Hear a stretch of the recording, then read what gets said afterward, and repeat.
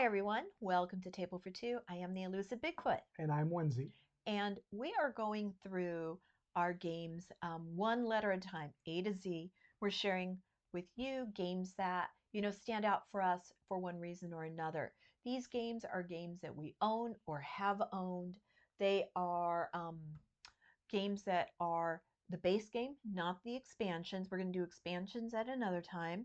And we're going to keep them grouped together within all the versions together. So if a game came out with multiple versions, like all the Carcassones, those will be grouped together. Okay?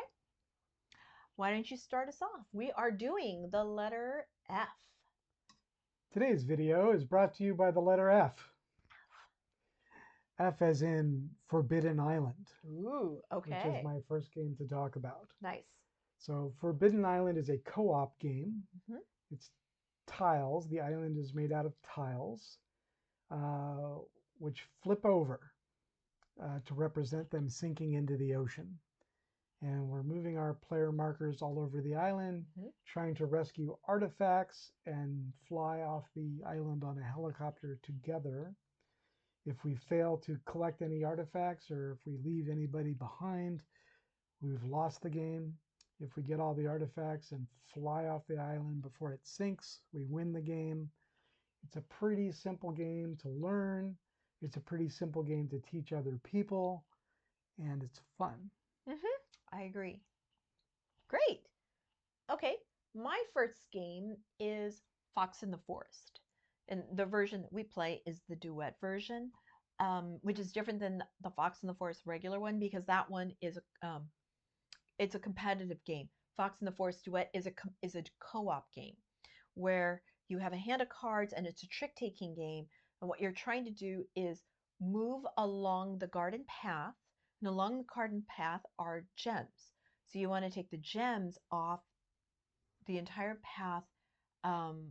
It's on the surface, it sounds pretty easy, but you have to manipulate the trick so that it's like if you're towards the end, you don't want to win. If you're at the edge of one edge of the path, you don't want to win that trick because then you have to go off the board. And you don't want to go off the board because bad things happen.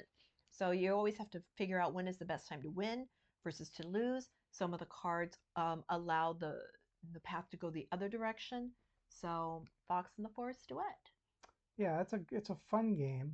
I think the original Fox in the Forest game was a competitive game, and Fox in the Forest Duet is a cooperative game, which is why we like it.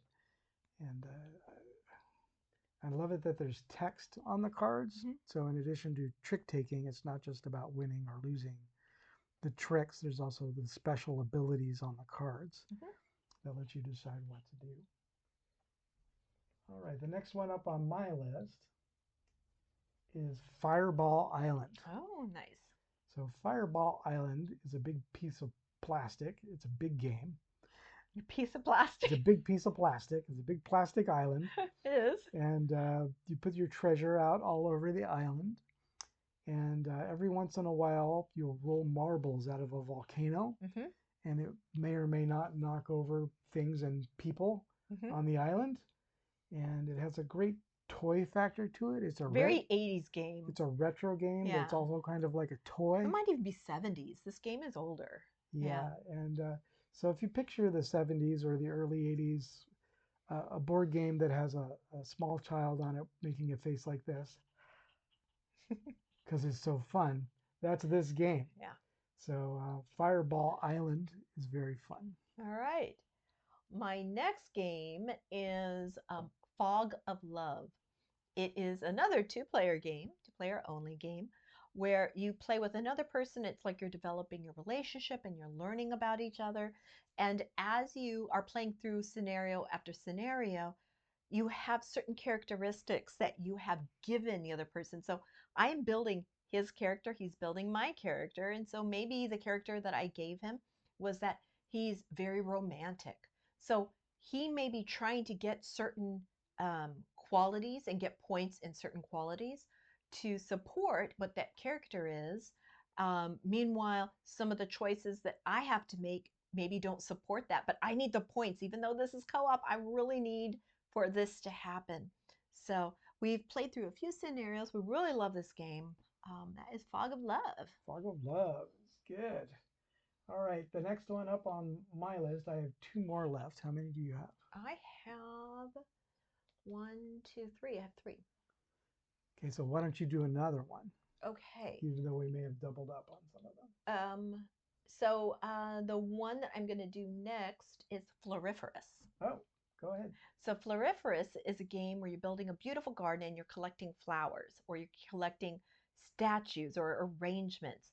And at the same time, you're drafting cards for your tableau, and you'll move one way across the tableau, and whoever placed their marker the highest towards the top will get to go first on the next column. So you're always kind of strategically looking at, like, I really need those color flowers for my goal, but those colored flowers are towards the bottom. So do I go for first choice for the following turn, or do I get the color that I want?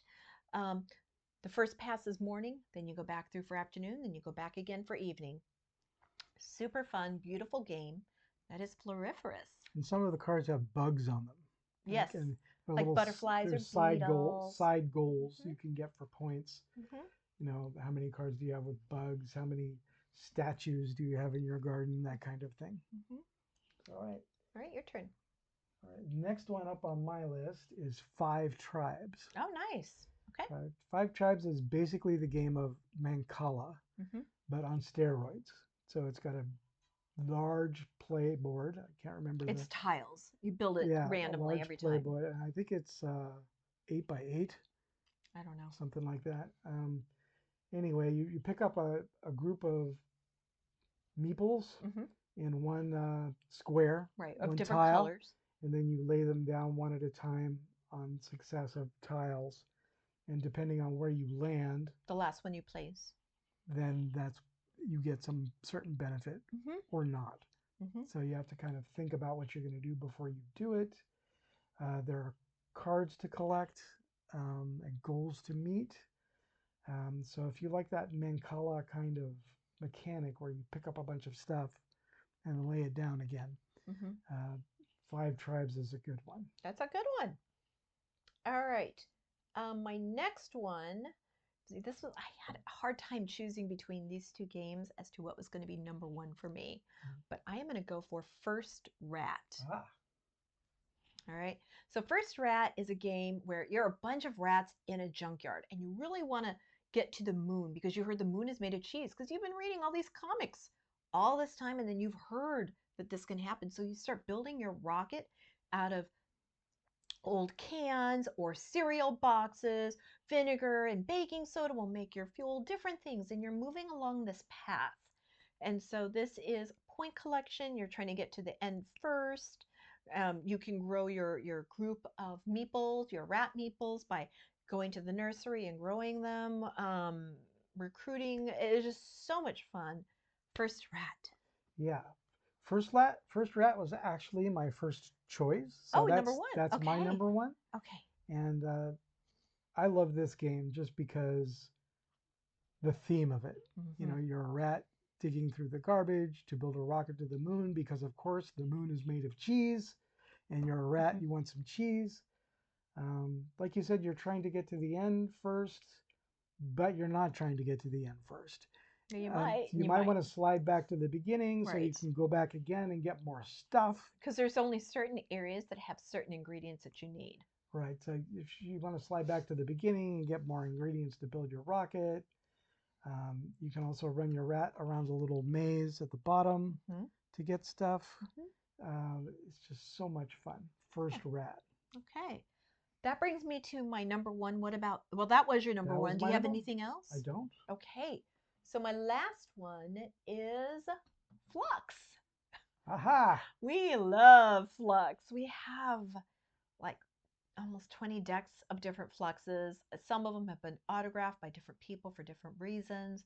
They have different themes on each of them. So they will play a little bit different, you know, depending on which deck you have, but they play basically the same idea. You start out with a hand of 3 cards, and the first rule that it is draw 1 card, play 1 card, and you have no goals. At one point, someone will lay out a goal, so now everyone is trying to meet that goal. but anybody can change the goal at any given time. You can also change the number of cards that you draw or you play. Plus, there are other rules that you can add, or you could take it away and go back to basic rules. So much fun. We love Looney Labs. That is Flux. Yeah, Flux is great because the rules are always changing, the goals always changing. It kind of fits our personality to have a wacky game like that. I have played it with some people who don't like it for just that reason. It's a little too confusing for them. But if you have embraced the chaos of wackiness, Flux is the game for you. Definitely. So those are the F games that we like. Please let us know. Put in the comments, what do you like? What do we need to go out and play? We haven't played yet. And again, we have a lot of games, so it could be that they just didn't make this particular list. Who knows? But until next time, thanks so much. I'm the Elusive Bigfoot. And I'm Onezie. Bye-bye.